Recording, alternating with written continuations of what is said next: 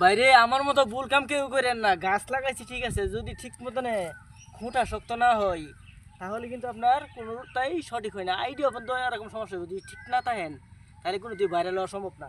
কিন্তু জিনিসটা তো আপনারা লক্ষ্য করেন, যদি দেখেন মাশাআল্লাহ আল্লাহর রহমতে ফলন খুব ভালো হয়েছিল, কিন্তু খুঁটি দেওয়ার না কারণে এই সমস্যাটা হয়েছে। মানে এটা কী করতে পারি কোন দেখেন, মানে মাল হয়েছিল কিন্তু খুব অসাধারণ ঠিক আছে, কিন্তু আপনার ঠিক রাখতে পারছি না ঠিক আছে। মানে প্রতিটি গাছের মধ্যে, একটা গাছের মধ্যে করে আপনার মানে 45 থেকে 40টা ফলন হইব, এরকম একটা নির্ধারণ এরকম একটা আলোচনা ছিল আর কি, যাতে এতগুলি হইব। কিন্তু দেখেন যে মানে মালগুলাই হয়েছে, কিন্তু হইলে কি ঠিক রাখতে পারছি না। তার মানে কি গুড়ি না দেওয়ার কারণে এটা হয়েছে ঠিক আছে। তো যারা এগুলি করবেন তারা ঠিকঠাকভাবে গুড়ি করে নেবেন, তাইলে কিন্তু আপনার ফলন খুব ভালো পাইবেন। কারণ এই যে দেখুন গাছটা আমি লড়াইতেছি, তার মানে আরও বয়স আছে এটার।